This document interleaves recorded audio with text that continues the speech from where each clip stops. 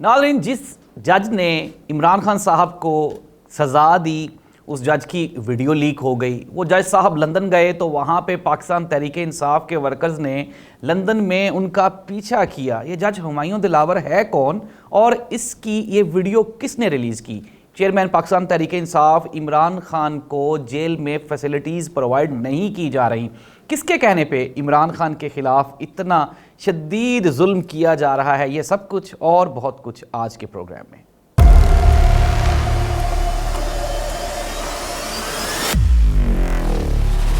औज़ुबिल्लाहिमिनश्शैतानिर्रजीम, बिस्मिल्लाहिर्रहमानिर्रहीम। अल्लाहुम्मा सल्लि अला मुहम्मदिन व आलि मुहम्मद। करोड़ों दरूद व सलाम हज़रत मोहम्मद मुस्तफ़ा सल्लल्लाहु अलैहि वसल्लम पे और आप सल्लल्लाहु अलैहि वसल्लम की आल पे। मैं हूँ ज़ाहिद अब्बास नकवी और आप देख रहे हैं मेरा यूट्यूब ऑफिशियल चैनल।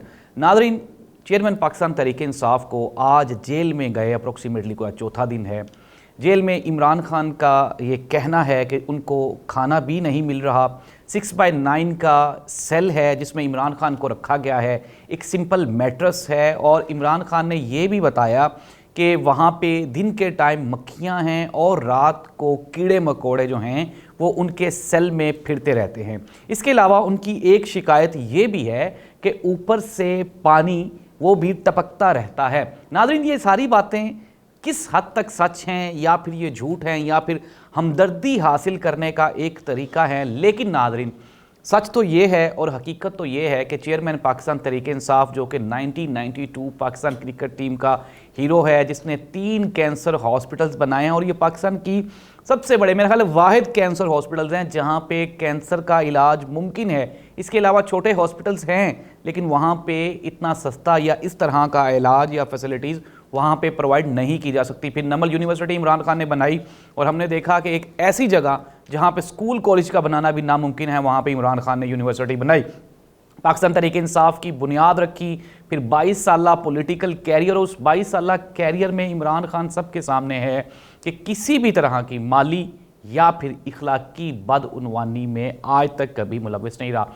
लेकिन नाज़रीन, ये पाकिस्तान है और पाकिस्तान की तारीख़ कह लें या बदकिस्मती कह लें कि यहाँ पे मैंने पिछले व्लॉग में भी बताया कि लियाकत अली खान साहब जो पाकिस्तान के पहले वज़ीर आज़म थे, वहाँ से ये सिलसिला शुरू हुआ। फिर उसके बाद हुसैन शहीद सोहरवर्दी, फिर इसके बाद भुट्टो साहब और फिर मोहतरमा बेनज़ीर भुट्टो, नवाज़ शरीफ और अब जाके ये टिक टिक की जो सुई है ये जाके रुकी इमरान खान पे।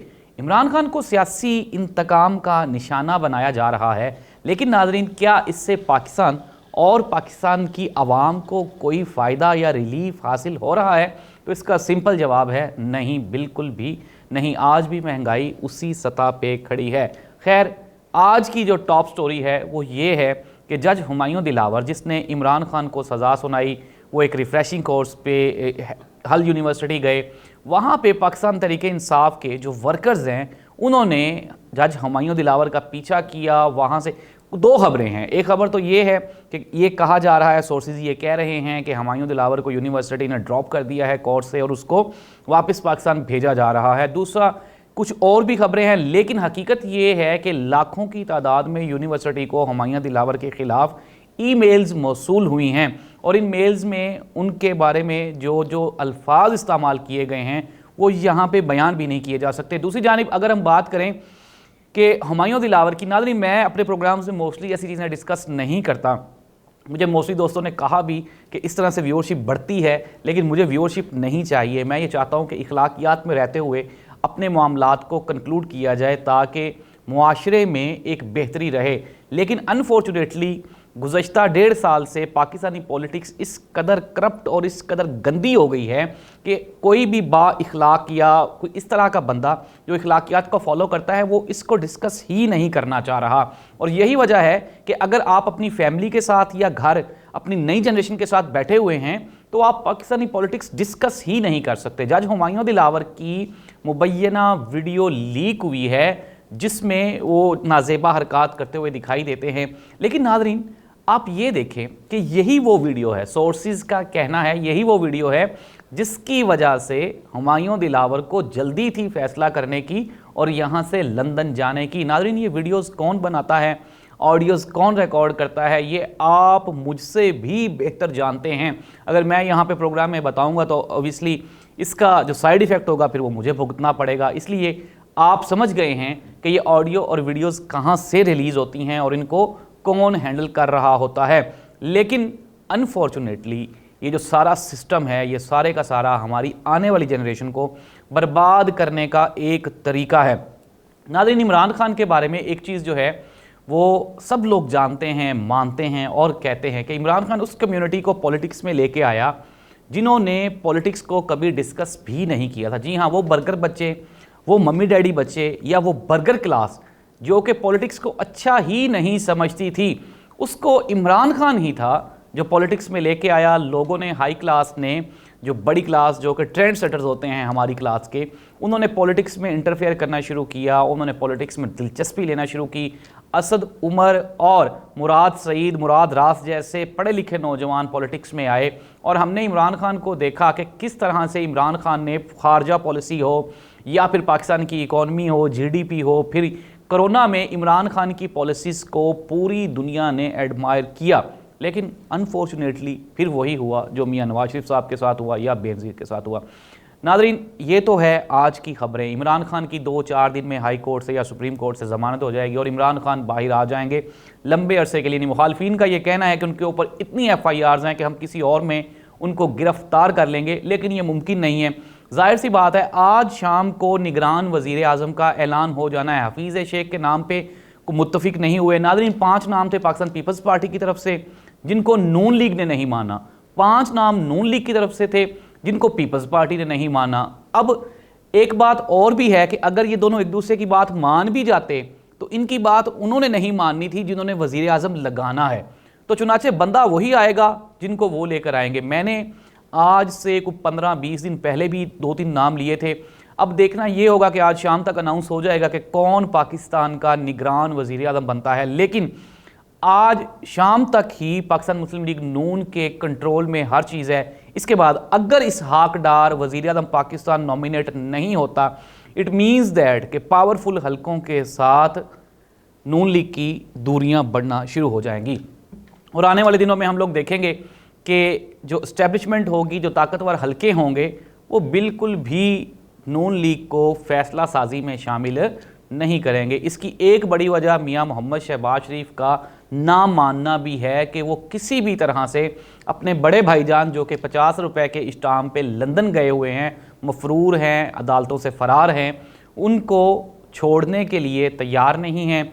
लेकिन इस्टेब्लिशमेंट मियां मोहम्मद नवाज शरीफ को एक्सेप्ट करने के लिए तैयार नहीं है। आज हामिद मीर ने एक बड़ा दिलचस्प ट्वीट किया। उन्होंने इमरान खान और नवाज शरीफ की तस्वीरें साथ साथ लगाईं और कहा कि अगर ये दोनों इकट्ठे होते तो शायद आज मुल्क के हालात बेहतर होते।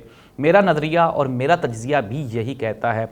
मैं अपने हर व्लॉग के एंड पे प्रॉब्लम्स का सलूशन बताता हूँ और कोशिश करता हूँ कि कुछ ना कुछ हालात बेहतर हो सकें। तो आज के प्रोग्राम का सलूशन भी यही है कि ये जो मुल्क है, ये सियासतदानों ने बनाया था, सियासतदानों ने चलाया है इसे और सियासतदान ही इसमें बेहतरी लेके आ सकते हैं। लेकिन उसके लिए आपको आपकी ज़ाती अना, ज़ाती पसंद नापसंद, ज़ाती दोस्ती और दुश्मनी को पस्से पुश्त डालते हुए आगे बढ़ना होगा। नून लीग हो, पीपल्स पार्टी हो, PTI हो या ये जो नई जमातें बन रही हैं, इन सबको एक प्लेटफॉर्म पे इकट्ठा होकर ये फ़ैसला करना होगा कि पाकिस्तान के फ़ैसले जमहूरी दायरे में रहते हुए, जमहूरियत के दायरा कार में रहते हुए किए जाएंगे। यही वजह है कि आज हमारा हमसाया मुल्क भारत, जो कि चांद के जनूबी हिस्से पे उतर रहा है, जहाँ पे इससे पहले अमेरिका, चाइना और कोई भी मुल्क नहीं पहुँच सका, ये बहुत बड़ी अचीवमेंट है। हम जितने मर्ज़ी, आप क्या कहेंगे, मुझे तो उन अल्फाज की नहीं, हम इस कदर छोटे हैं, इस कदर हमारी जहनीत छोटी है कि हम भारत को अपना दुश्मन कंसिडर करते हैं।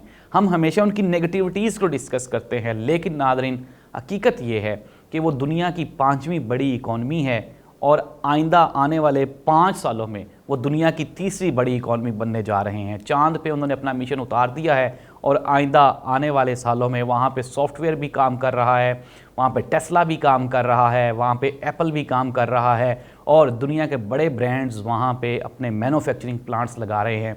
यही इंडिया होगा जो चाइना और जापान को मुश्किल वक्त देगा। और हम आने वाले 5 सालों में, अब तो हमारे दुश्मन भी हमें डिस्कस नहीं करते, वो कहते हैं दफ़ा करें, खुद ब खुद जो है ये इतने उलझ जाएंगे कि एक दूसरे से लड़ लड़ के मर जाएंगे। और नादरीन, आज भी अभी कोई बता रहा था कि आज अगर बाहर से हमें ऑफ़र मिल जाए या पाबंदी ख़त्म हो जाए तो मेरा ख़्याल है कि 14 अगस्त से बड़ी हिजरत हो, और इसमें ये कोई मजाक नहीं है, ये कोई मामूली बात नहीं है, ये हकीकत है। मैं भी बाहर जाना चाहता हूँ। मेरे जानने वाले 100 में से 90 लोग जो हैं वो ये मुल्क छोड़ना चाहते हैं। वजह ये नहीं कि ये मुल्क ख़राब है, वजह ये है कि यहाँ पे रहने के काबिल हमने इसको छोड़ा ही नहीं। अल्लाह इस मुल्क का हामी नासिर हो। अल्लाह हाफिज़।